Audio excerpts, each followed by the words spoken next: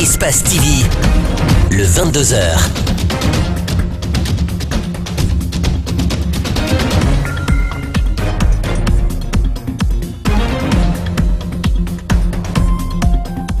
Mesdames et messieurs, bonsoir et bienvenue dans cette grande édition d'information. L'opposition républicaine a réagi à la crise qu'a connue la ville de Boké et sa population il y a quelques jours. Elle dit regretter les accrochages qui ont eu lieu entre forces de l'ordre et manifestants et demande par ailleurs une enquête afin que lumière soit faite sur ces incidents.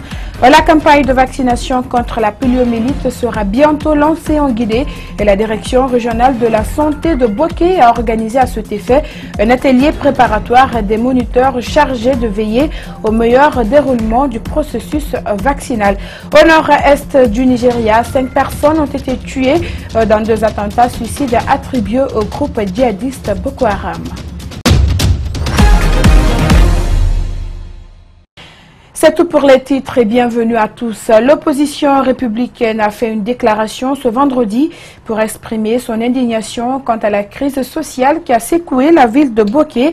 Elle demande cependant aux autorités d'ouvrir des enquêtes pour situer la responsabilité des cas de mort d'hommes enregistrés. Commentaire Malik Sangana Kamara. Le mouvement de protestation contre les conditions de vie de la population de Boké a fait tant de dégâts matériels importants et humains. 3 morts, plusieurs blessés, des édifices publics et privés saccagés par des foules en colère, tel est le bilan. L'opposition républicaine regrette ces incidents et elle a présenté ses condoléances aux familles des victimes. Pour la réinstauration de la quiétude dans la cité, les forces publiques ont été déployées sur les lieux. L'opposition a condamné également avec fermeté l'usage excessif des agents dans les opérations de maintien d'ordre de ces événements et dénonce une répression barbare, liberticide et inacceptable qui s'inscrit, une fois de plus, dans le registre sinistre des violences impunies exercées par des agents de sécurité sur les citoyens à l'occasion des manifestations publiques. Elle impute la responsabilité de ces actions de protestation citoyenne au gouvernement et demande sitôt l'ouverture des enquêtes sérieuses. Le Parti de l'Unité du Progrès, PUP, fête ses 25 ans d'existence. À l'occasion, son président a mobilisé le bureau politique et les militants pour non seulement un diagnostic, mais aussi se projeter pour les prochaines échéances électorales. Fodé Bangoura a profité pour dénoncer la mauvaise gouvernance et insister sur la nécessité de respecter la Constitution. Mamadou Sadio Baldé pour le récit. 25 ans depuis que le drapeau du PUP flotte dans le paysage politique guinéen. Une occasion pour ces militants de manifester cette joie. À l'intérieur, les cadres de cette formation sont sur un pied de guerre. Après la disparition de son fondateur, le parti a traversé des zones de turbulence. Des querelles de leadership, mais déjà dépassées. On pense plutôt à tirer un bilan. 25 ans de parcours méritent un bilan. Et notre bilan est globalement positif. C'est pourquoi le bureau politique national a jugé utile de convoquer une session extraordinaire les 5 et 6 mai pour faire un diagnostic des forces et des faiblesses de notre parti, au moins pendant ces 2 dernières années. Et aussi se projeter pour l'avenir. Des heures de gloire, le PUP en a rencontré. Après la récente tempête, le parti veut reconquérir le cœur des militants, puis le pouvoir. À 25 ans, on est majeur. Nous avons maintenant l'âge de maturité, l'âge de prendre nos responsabilités pour la reconquête du pouvoir. Un clin d'œil au pouvoir, une invite est faite aux militants élargis à toute la population de faire une comparaison entre la gestion du PUP d'hier et celle du RPG d'aujourd'hui. Merci beaucoup. De 2008 à nos jours, les Guinéennes et les Guinéens ont fait la différence entre notre gestion du pays et celle d'aujourd'hui. Le Parti de l'Unité et du Progrès veut se présenter à toutes les échéances électorales. La formation politique est prête à tisser l'alliance avec tous les partis politiques, excepté le RPG Arc-en-Ciel. Enfin, Fodé Bangoura s'oppose à un troisième mandat. Appel citoyen pour l'organisation rapide des élections locales en Guinée et dans son engagement pour des séries d'actions citoyennes pour exiger l'organisation rapide des élections locales. Le réseau Convergence des jeunes et leaders pour la paix et la démocratie ont enclenché une entrevue ce samedi à la Maison des jeunes de Ratoma pour discuter des précautions à prendre pour la tenue de ces élections. Abdourahmane Ba et Abou Koria Kourouma. Depuis 2011, la Guinée traîne sur l'organisation des élections locales. Une situation qui prive les citoyens de leur droit de participer au développement des collectivités locales. Ces délégations n'inspirent plus confiance au réseau Convergence des jeunes et leaders pour la paix et la démocratie. Ils demandent l'organisation immédiate de ces élections. Nous voulons simplement faire comprendre à la population guinéenne que tu sois Peul, Malinké, Soussou, Forestier ou je ne sais quoi d'autre, que tu sois de la mouvance ou de l'opposition. Nous sommes tous aujourd'hui face à un terrorisme politique et administratif qui refuse l'épanouissement des populations à la base, qui refuse l'amélioration des conditions de vie des populations à la base, qui refuse aujourd'hui l'ancrage de la démocratie par le refus catégorique d'organiser les élections locales qui ne se justifient ni par un problème technique, ni par un problème de moyens financiers. Beaucoup de pays de la sous-région, après de moments de crise, ont pu organiser les élections locales dans des brefs délais. Une réalité qui amène les membres de cette organisation à dénoncer un manque de volonté de la part des autorités. Si aujourd'hui nous n'avons pas un problème avec l'Assemblée, demain nous avons un problème avec les partis politiques de l'opposition qui sont dans la rue, alors que c'est les mêmes partis politiques qui sont à l'Assemblée, alors que c'est les mêmes partis politiques qui sont des représentants, des haut-parleurs auprès du président, etc. C'est une confusion totale. Je crois que pour soulever, pour bannir, pour finir. Le réseau Convergence des jeunes et leaders pour la paix et la démocratie ne compte pas se limiter à ces déclarations pour se faire entendre. C'est dire non, c'est interpeller le peuple à une désobéissance civile dès lors que l'État central refuse d'écouter les citoyens, d'écouter la voix des sans-voix. Dès lors qu'il refuse, nous interpellerons le peuple à refuser d'obéir aux principes. Les autorités vont-elles entendre d'une bonne oreille ces mises en garde? La question reste entière. Et comme je vous l'annonçais dans les titres, la direction régionale de la santé de Boké a tenu ce week-end un atelier préparatoire des moniteurs chargés de veiller au meilleur déroulement du processus vaccinal amorcé par le ministère de la Santé. Et c'est dans le cadre de la campagne de vaccination contre la poliomyélite qui doit être lancée bientôt. Explication Kadia Diallo et Mohamed Aloussien Kamara. Comme contexte, la poliomyélite, c'est une affection virale. Pendant 2 jours, la direction régionale de la santé de Boké a entamé une formation des moniteurs chargés d'assurer la vaccination contre la poliomyélite des enfants de 0 à 59 mois. Cet atelier préparatoire vise à vulgariser les programmes édictés par le ministère de la Santé dans la dynamique d'éradiquer cette épidémie en Guinée. À l'occasion de chaque JNV, chaque journée nationale de vaccination, nous organisons ces activités de monitorage, la formation.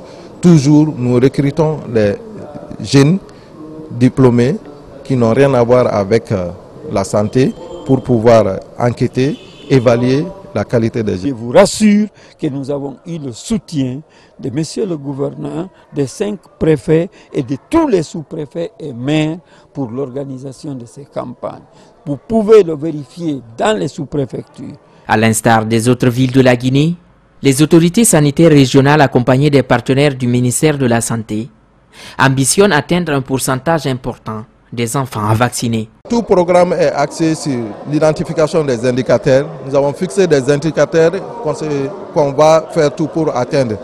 L'indicateur pour le monitorage indépendant, c'est le pourcentage d'enfants non vaccinés dans les districts. Et cet indicateur, ça ne doit pas dépasser les 5%.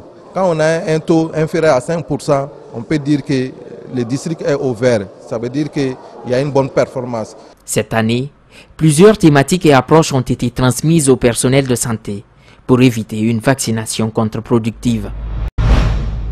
Total Guinée multiplie les actions pour parvenir à zéro mort du fait du transport d'hydrocarbures. Ce samedi, la société a décerné des prix à des partenaires, mais aussi à des chauffeurs qui se sont distingués parmi tant d'autres. Reportage Mamadou Saluba et Yacouba Traoré. Comment éviter les accidents des camions citernes? Renforcer la sécurité chez Total. La récompense peut être une réponse. Ce samedi, Total Guinée a décerné des prix à des collaborateurs et des chauffeurs qui se sont distingués dans le domaine de la sécurité. Des prix de 2 500 000 à 1 million de francs guinéens pour 3 mois sans accident de camion citerne chez Total Guinée. Les bénéficiaires promettent plus de vigilance. Le message que j'apporte à mes collègues conducteurs, c'est d'être aussi prudents et respecter le règlement intérieur de leur parc, c'est-à-dire la distance de sécurité, le repos. Car les incendies des produits inflammables liquides engendrent des effets thermiques qui peuvent être aggravés par des problèmes d'asphyxie et d'intoxication liés à l'émission des fumées toxiques. En 2016, Total Guinée avait enregistré 6 cas d'accident. Pour cette année, aucun cas n'est enregistré, mais il reste encore 8 mois pour souffler le grand soulagement. Nos attentes sont en fait pas très compliquées. C'est que ce comportement exemplaire qui a été observé puisse se poursuivre et également se renforcer. Pour des mesures de sécurité, Total a développé un système. À l'intérieur de chaque camion, une caméra et un ordinateur de bord pour limiter la vitesse. Ce qui permet à la société d'immobiliser en temps réel les camions en cas d'anomalie. Des mesures de sécurité appuyées par des sensibilisations. Ceux qui conduisent les camions doivent faire excessivement attention. Ils sont les plus vulnérables parce que qu'ils touchent ou qu'ils soient touchés, de toute façon, il y a un dégât dont ils seront responsables. Total Guinée compte aujourd'hui plus de 400 camions citernes sur des routes étroites et parfois très dégradées. L'entreprise promet zéro mort du fait du transport d'hydrocarbures. Elle multiplie les mesures de sécurité et les sensibilisations pour gagner le pari. Plus loin, à Kindia, l'association des présidents des conseils de quartier et de district de Kindia est dans l'impasse. L'idée de la création d'un tel regroupement a été au prime abord appréciée par les membres et pourtant, l'association est fragilisée par des implications politiques et des problèmes d'ego entre les membres. Les images de Gibril Kaba-Kamara sont commentées par Gibril Ba. L'association des présidents de conseils de quartier et de district de Kindia est méconnue par la grande majorité des habitants. Elle a été créée pour des raisons politiques. C'est pourquoi l'implication de certains ministres dans son fonctionnement n'est pas du goût de la quasi-totalité des membres. Purement politique.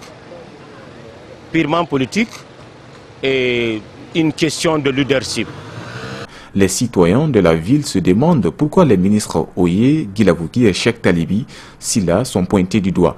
Au-delà de ces interrogations, certains observateurs apportent des explications. À un moment donné, il faut reconnaître que cette association a pris une autre allure.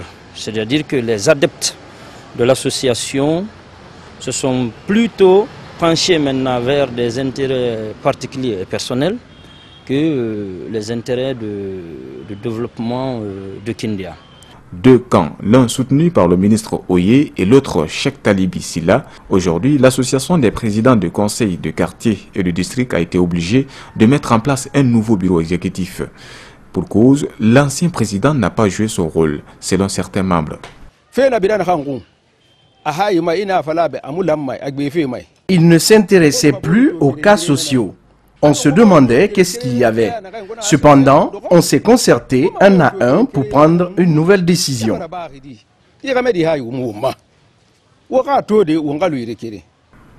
Le représentant du président sortant a une autre vision. Pour lui, leur chef a été incompris.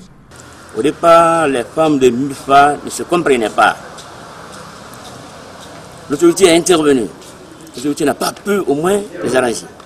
Ce rapport de force n'est pas pour l'instant arrivé à son terme. Kindia est comme les autres localités de la Guinée animée par des stratégies politiques. Mamadou Ali Diallo, un jeune Guinéen âgé de 28 ans, a fait 3 ans au Brésil et a effectué un long voyage clandestin du Brésil aux États-Unis. Son aventure a été un mauvais souvenir avant son rapatriement. En Guinée, il a été arrêté et emprisonné par l'État américain. Aujourd'hui, il pointe du doigt l'ambassadeur de la Guinée aux États-Unis qui, selon lui, aurait été soudoyé par 55 autres Guinéens qui devraient être rapatriés car ils sont accusés de crimes commis sur le territoire américain. C'est un récit signé Alseni Bari et Ibrahima Souma. Son calvaire débute en 2010, à la fin de ses études. Après plusieurs tentatives pour décrocher son premier emploi en vain, ses parents, avec leurs maigres moyens, financent son voyage pour le Brésil. Là-bas, il parvient tant bien que mal à s'en sortir, malgré qu'il ne maîtrise pas la langue. 3 ans après, il tente un ultime voyage vers les États-Unis, toujours à la quête du bonheur. Ali, âgé à peine de 28 ans, a traversé des épreuves difficiles tout au long de son périple. La Colombie, pour passer, il faut prendre des pirogues et marcher dans la forêt encore. Prendre 9 heures de pirogue et marcher. Bon, il y a d'autres qui marchent 3 jours, d'autres 5 jours, d'autres 7 jours, selon les chances et les routes. Dedans, si le manger est fini, vous mourrez. Et si vous faites un accident, personne ne va vous prendre, vous mourrez. Vous allez rencontrer des squelettes, vous allez rencontrer des personnes qui sont mortes. Arrivé aux États-Unis, avec plusieurs autres Guinéens, il pensait que son supplice s'était estompé.